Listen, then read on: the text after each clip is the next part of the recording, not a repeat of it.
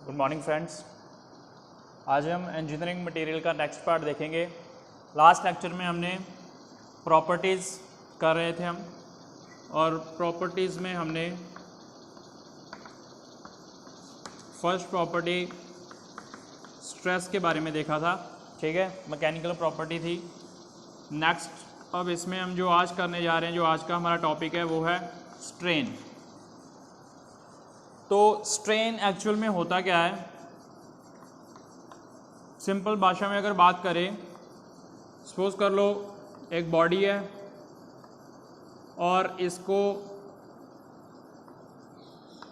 External load लगा रहे हैं हम दोनों तरफ से। सपोज करो पी लोड लग रहा है, ठीक है। तो क्या होगा, बॉडी को हम कंप्रेस कर रहे हैं, कंप्रेसिव लोड लग रहा है, कंप्रेसिव स्ट्रेस प्रोड्यूस होगा। उस स्ट्रेस के कारण बॉडी में क्या होगा, इसका डायमेंशन चेंज हो जाएगा, ठीक है। तो सपोज करो ये बॉडी की फर्स्ट पोजीशन थी, पहले बिफोर लोड ये था, और इसके बाद बॉडी की शेप आपकी ऐसी हो जाती है।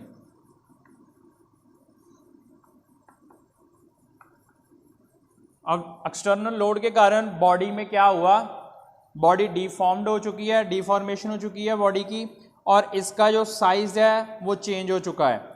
अब क्या हुआ है, सपोज करो इसका लेंथ पहले था 5 सेंटीमीटर, आफ्टर लोड इसका लेंथ हो गया 3 सेंटीमीटर।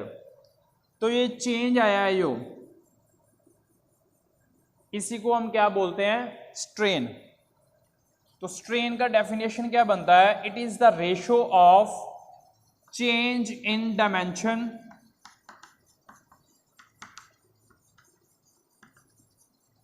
Over original dimension.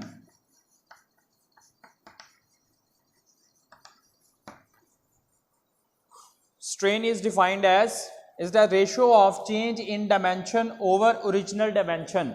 कितना बॉडी में चेंज आया है और बॉडी की पहले कितनी ओरिजिनल उसका क्या था, पैरामीटर क्या था, उसका ओरिजिनल डायमेंशन क्या था।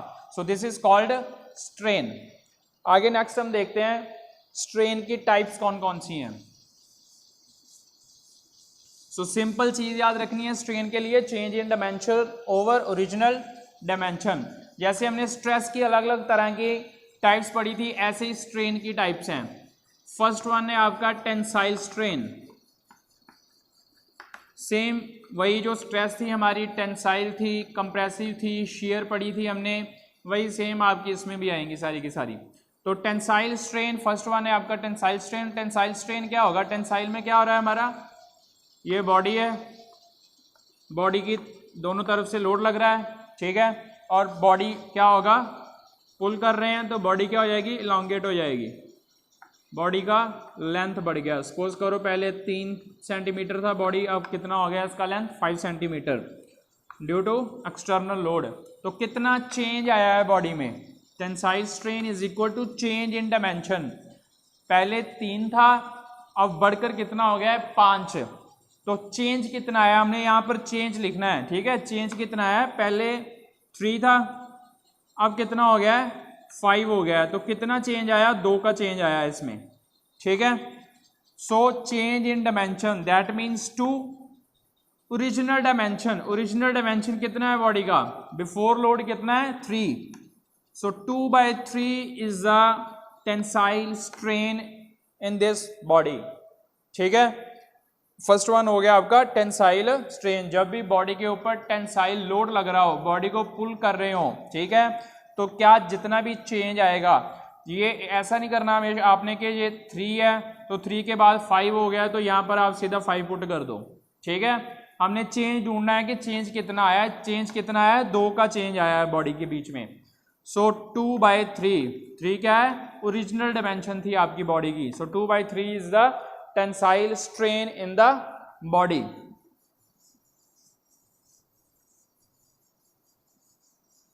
नेक्स्ट है आपका इसका टेंसाइल का टाइप कंप्रेसिव स्ट्रेन।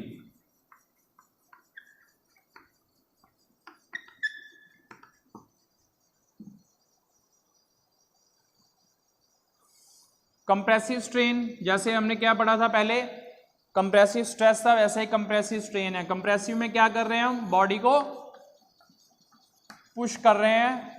सपोज करो ये पी लोड लगाया हमने, ठीक है, बॉडी का लेंथ पहले था 5, ठीक है। अब बॉडी क्या होगी, जैसे मैंने पहले आपको बताया बॉडी की शेप ऐसी हो गई आफ्टर लोड, ठीक है। तो कितना बच गया ये, सपोज करो अब 2 रह गया है, ठीक है। तो कितना चेंज आया, चेंज इन डायमेंशन, ठीक है। पहले 5 था अब 2 है, तो चेंज कितने का आया, 5 था अब 2 हो गया है, तो चेंज कितने का है, 3 का चेंज है। सो 3 डिवाइडेड बाय ओरिजिनल डायमेंशन कितना है, 5। सो this is called compressive strain in the body. So second आपका क्या हो गया, कंप्रेसिव स्ट्रेन। ये बात हमेशा आपने याद रखनी है कि जो हम वैल्यू ले रहे हैं उन दोनों का डिफरेंस लेना है आपने हमेशा। यहाँ पर न्यूमरेटर में हमेशा डिफरेंस आएगा, डिनोमिनेटर में ओरिजिनल वैल्यू आएगी। ये नहीं करना आपने कि ये यहाँ पर 2 वैल्यू आया है तो यहाँ पर सीधा आप चेंज लिख दो 2, ठीक है। कितना चेंज आया है, चेंज कहाँ से निकलेगा, इन दोनों का डिफरेंस निकाल देना है बस आपने, वहां से आपको चेंज मिल जाएगा। सो नेक्स्ट वन है आपका shear strain। shear strain में क्या है आपका, कल हमने देखा था shear stress में क्या था कि बॉडी जब आपकी shear हो रही हो, ठीक है, shear इन द सेंस कि आपके सेम एक्सिस पर लोड नहीं लग रहा है, डिफरेंट जगह पर एक्सिस के लॉन्ग, जैसे टेंसाइल था, जैसे कल भी मैंने बताया था आपको, टेंसाइल का क्या है, सेम एक्सिस के ऊपर लोड लग रहा है। लेकिन shear strain में क्या हो रहा है, एक्सिस के ऊपर लोड नहीं लगा है, दोनों लोड हैं वो आपके डिफरेंट जगह पर लग रहे हैं, ठीक है। तो इस तरह जब बॉडी की डिफॉर्म होती है तो उसको क्या बोलते हैं हम, shear स्ट्रेस, और जो स्ट्रेन प्रोड्यूस होता है इस तरह उसको हम क्या बोलते हैं, shear स्ट्रेन। तो अब क्या होगा, सपोज कर लो ये बॉडी है आपकी, अगर ये वाला पार्ट मैं फिक्स कर देता हूं बॉडी का, ठीक है, नीचे वाला पार्ट मैं फिक्स्ड कर देता हूं, और इस तरफ से अगर मैं सपोज करो ऐसे लोड लगा रहा हूं इसको, या इस तरफ से लगा रहा हूं, किसी भी तरफ से ले लो, तो ये भी एक तरह का क्या हो रहा है, बॉडी shear हो रही है, ठीक है। ये जरूरी नहीं है कि दोनों तरफ से लोड लगेगा तो तभी आपका shear स्ट्रेस प्रोड्यूस होगा या shear स्ट्रेन होगी, ठीक है। अगर एक एंड फिक्स्ड है आपका नीचे वाला और एक तरफ से आप या इस तरफ से या इस तरफ से लोड लगा रहे हैं, तब भी आपकी बॉडी में क्या होगा, बॉडी shear हो रही है। shear इन द मतलब कि वो अब एक दूसरे की लेयर, एक दूसरे की रिस्पेक्टिव मूवमेंट हो रही है लेयर्स की, ठीक है। तो ऐसे भी इसमें भी क्या हो रहा है, आपका लेयर्स की मूवमेंट होगी। ये वाला पार्ट यहीं पर रह जाएगा, ये वाली आपकी लेयर है, ये इस तरह आगे को मूव कर जाएगी ऐसे, ठीक है। तो ये होगा हमारा shear स्ट्रेन। अब इसको कैलकुलेट कैसे करते हैं, ये देखो, सपोज करो ये बॉडी का शेप पहले था आपका, ये एंड फिक्स्ड है। अब बॉडी को जब आपने यहां पर लोड लगाया तो सपोज करो ये ए है आपका, और ये बी है, ये सी है और ये डी है, ठीक है। लोड लगाने के बाद ये वाला पार्ट आपका आगे को मूव करेगा। सपोज करो ये पार्ट आपका यहाँ पर आ जाती है, ये वाली जो लाइन है लोड लगने के बाद ये यहाँ पर आ गई, और ये पॉइंट सपोज कर लेते हैं क्या है, बी डैश। ऐसे ही ये वाला भी आगे को चले जाएगा ऐसे, और ये वाले पॉइंट को डिनोट कर दो डी डैश, ठीक है। अब ये क्या है, यहाँ पर आपका एक एंगल क्रिएट होगा, ठीक है। सपोज कर लो इसको फाई के साथ हम डिनोट कर लेते हैं, ठीक है। तो ये वाला एंगल ही आपको बताएगा कि कितना आपका स्ट्रेन प्रोड्यूस हुआ है बॉडी में। एक्चुअल में होता क्या है, इसका फॉर्मूला कैसे बनता है, फाई निकालना है आपने, यहाँ से फाई निकालना है, ठीक है। तो कैसे निकालोगे, कितना आपका, यहाँ से देखो tan फाई की अगर मैं यहाँ से वैल्यू निकालूं तो क्या आएगा, tan फाई आपका क्या आएगा, perpendicular over base, that is called B B dash over base क्या है इसमें आपका ए बी, ठीक है। तो ये वाली चीज क्या है, ये क्या चीज है, ये स्ट्रेन है। ये जो चेंज आया बॉडी में ये पूरे का पूरा क्या है, स्ट्रेन है। तो स्ट्रेन को सपोज कर लो मैं ई के साथ डिनोट कर लेता हूं, ठीक है, स्मॉल ई के साथ इसको डिनोट कर लेता हूं। अब tan फाई में क्या है आपका, फाई जो आपका एंगल है इट्स वेरी स्मॉल, ठीक है, मतलब बहुत ज्यादा छोटा एंगल है ये वाला। तो मैं tan फाई को क्या लिख सकता हूं, सीधा फाई भी लिख सकता हूं, क्योंकि बहुत ज्यादा चेंज नहीं आएगा। अगर tan को मैं इसके साथ सॉल्व भी करूंगा तो एंगल बहुत छोटा होने के कारण बहुत चेंज नहीं आएगा, इसलिए tan फाई को मैंने क्या लिख लिया, is equal to only phi. So phi is equal to किसके आ गया, इक्वल ई के। तो यहां से आपका ये फॉर्मूला बन जाता है स्ट्रेन फाइंड करने का, कौन सी, शेयर स्ट्रेन अगर फाइंड करना चाहते हो आप, ठीक है। तो वो क्या बन गया, phi is equal to E, that mean strain is directly proportional to किसके आ गया, कि इसके आपकी यहां पर जो लोड लगाया आपने उसके कारण ये बॉडी कितना मूव किया है, ठीक है, कितने एंगल उसने, कितना एंगल यहां पर बनेगा, वही आपको डायरेक्ट वैल्यू देगा किस चीज की, स्ट्रेन की। सो this is called shear strain.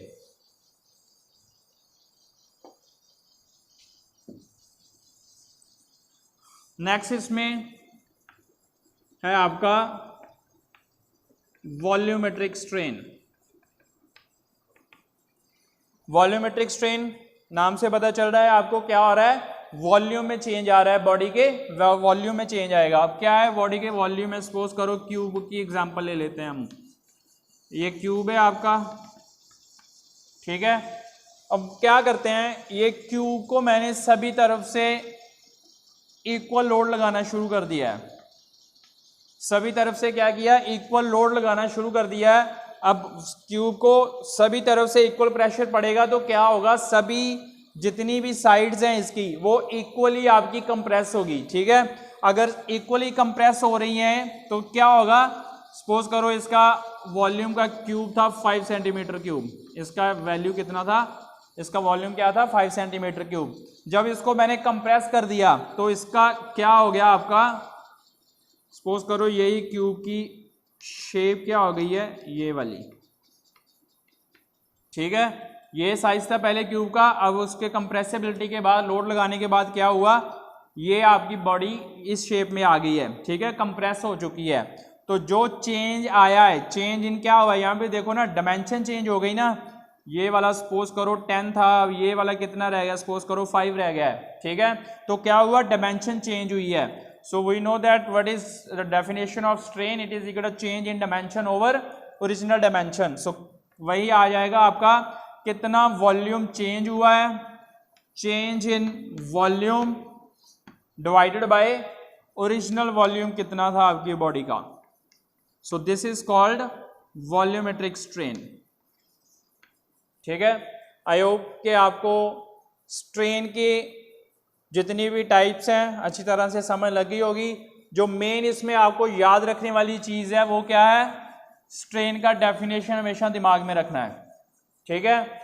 Change in dimension over original dimension, और 4 इसकी टाइप्स हैं, टेंसाइल स्ट्रेन अगर पुल कर रहे हैं बॉडी को, कंप्रेसिव स्ट्रेन अगर बॉडी को पुश कर रहे हैं, शियर स्ट्रेन अगर बॉडी क्या हो रही है, शियर हो रही है, ठीक है, जहां तो दोनों तरफ से ऑपोजिट एंड्स के आपका लोड लग रहा है, या वन एंड फिक्स्ड है और एक तरफ से लोड लग रहा है, तो कौन सा प्रोड्यूस होगा आपका, शियर स्ट्रेन।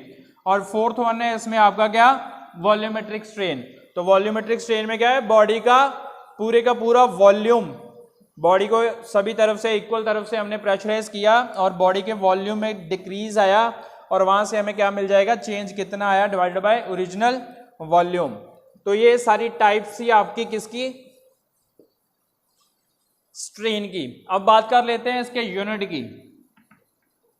स्ट्रेन का यूनिट क्या है, जैसे मैंने कल आपको बताया था कि किसी का यूनिट निकालना हो तो उसके फॉर्मूले से हम निकालते हैं। तो इसका फॉर्मूला क्या है, चेंज इन डायमेंशन, कितना डायमेंशन में चेंज आ रहा है, और बॉडी का ओरिजिनल डायमेंशन कितना था, ये आपका किसका, स्ट्रेन का फॉर्मूला है। अब डायमेंशन में अगर सपोज करो टेंसाइल की एग्जांपल ले लेते हैं फिर से। अब क्या हो रहा है, लेंथ में चेंज आ रही है, तो जब चेंज निकालोगे, सपोज करो इसका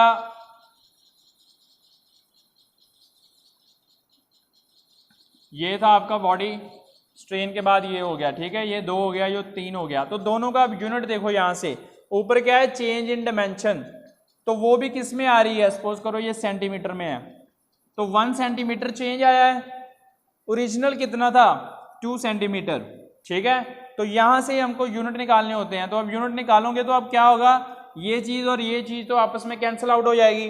अब ये सेंटीमीटर सेंटीमीटर से कैंसिल आउट हो गया, तो आपके पास सिर्फ एक यहां पर नंबर ही बचेगा, ठीक है।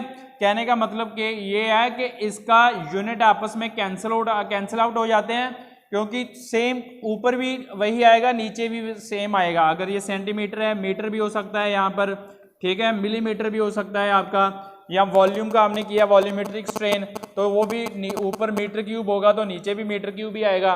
तो हमेशा हर बार स्ट्रेन में ये आपस में कैंसिल आउट हो जाएंगे। So that's why strain is a unitless quantity. Strain का कोई यूनिट नहीं होता, ठीक है, इट्स अ यूनिटलेस क्वांटिटी। ये बड़ा इंपॉर्टेंट क्वेश्चन है इंटरव्यू के, अगर आप तरफ से भी देख रहे हो तो फिर भी ये बड़ा इंपॉर्टेंट क्वेश्चन है, ठीक है। स्ट्रेस का जैसे हमने कल निकाला था न्यूटन पर मीटर स्क्वायर, तो ये दोनों अलग अलग क्वांटिटीज हैं, आपस में कैंसिल आउट नहीं कर सकते हैं, ठीक है। अगर सेम हो, अगर न्यूटन न्यूटन आ जाए तो इसको आप कैंसिल आउट कर सकते हो, जैसे यहाँ पर सेंटीमीटर सेंटीमीटर आपस में कैंसिल आउट हुआ। तो ये भी आपने हमेशा याद रखना है, जब भी ऐसे यूनिट्स आपके कैंसिल आउट हो जाए तो वो चीज़ की क्या होगा, हमेशा वो यूनिटलेस क्वांटिटी होगी। वैसे ही जो स्ट्रेन है वो क्या होगा, इट्स अ यूनिटलेस क्वांटिटी। सो ये स्ट्रेन और स्ट्रेन की टाइप्स हो गई हैं।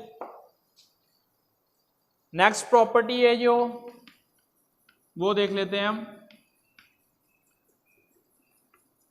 इलास्टिसिटी। इलास्टिसिटी क्या होता है, जैसे एग्जांपल ले लेते हैं, सपोज करो रबड़, जैसे जो बैंड होता है, रबड़ वाला बैंड होता है, उसकी एग्जांपल ले लेते हैं।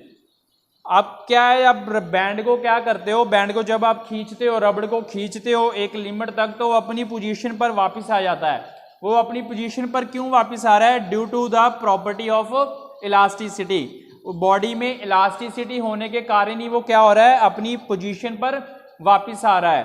तो इसी चीज को हम क्या बोलते हैं, इलास्टिसिटी। अगर इसको डेफिनेशन की तरफ से देखें तो इसका डेफिनेशन बनता है कि when body regain its original shape and size after the removal of external load, then it's called elasticity, ठीक है। जब बॉडी का एक्सटर्नल लोड, अब क्या है, बैंड है सपोज करो, ठीक है, सपोज करो ये आपका रबड़ का बैंड है, इसको मैंने खींच रहा हूं मैं इसको, तो ये लॉन्गेट हो गया है, ठीक है। अगर ये लॉन्गेट हो रहा है तो अब मैं क्या करूं, जो लोड लगाया है मैंने, अगर वो वाला लोड छोड़ दूं तो ये अपनी पोजीशन पर वापस आ रहा है। ये क्यों आ रहा है अपनी पोजीशन पर वापस, due to the property of elasticity. तो आज हम यहीं तक करते हैं, नेक्स्ट लेक्चर में हम इसकी अगली प्रॉपर्टी करेंगे। Thank you so much.